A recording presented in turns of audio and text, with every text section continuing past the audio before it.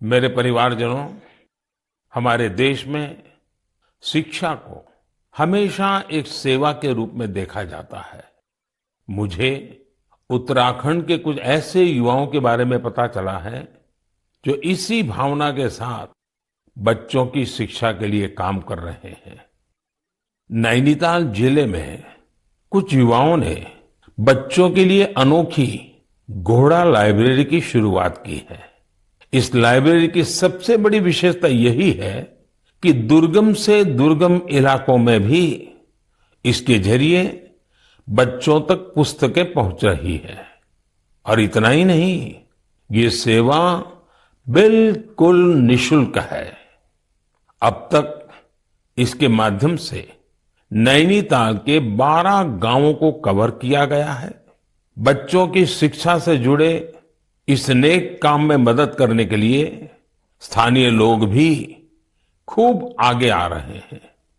इस घोड़ा लाइब्रेरी के जरिए ये प्रयास किया जा रहा है कि दूर दराज के गांवों में रहने वाले बच्चों को स्कूल की किताबों के अलावा कविताएं, कहानियां और नैतिक शिक्षा की किताबें भी पढ़ने का पूरा मौका मिले।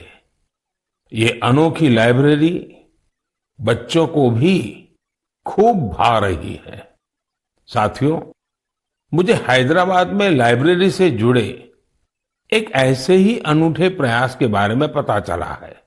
यहां 7वीं क्लास में पढ़ने वाली बिटिया आकर्षणा सतीश ने तो कमाल कर दिया है।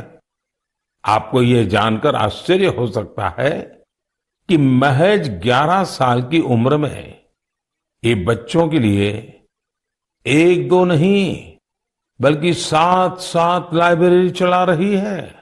आकर्षणा को 2 साल पहले इसकी प्रेरणा तब मिली जब वो अपने माता पिता के साथ एक कैंसर अस्पताल गई थी। उसके पिता जरूरतमंदों की मदद के सिलसिले में वहां गए थे।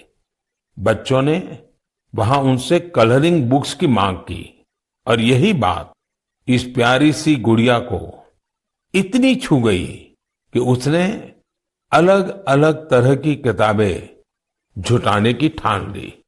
उसने अपने आस पड़ोस के घरों, रिश्तेदारों और साथियों से किताबें इकट्ठा करना शुरू कर दिया। और आपको यह जानकर खुशी होगी कि पहली लाइब्रेरी उसी कैंसर अस्पताल में बच्चों के लिए खोली गई। जरूरतमंद बच्चों के लिए अलग अलग जगहों पर इस बिटिया ने अब तक जो 7 लाइब्रेरी खोली है, उनमें अब करीब 6000 किताबें उपलब्ध हैं। छोटी सी आकर्षणा जिस तरह बच्चों का भविष्य संवारने का बड़ा काम कर रही है, वो हर किसी को प्रेरित करने वाला है।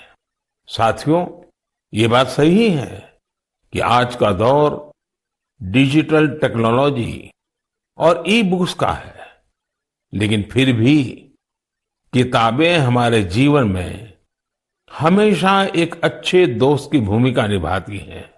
इसलिए हमें बच्चों को किताबें पढ़ने के लिए प्रेरित करना चाहिए।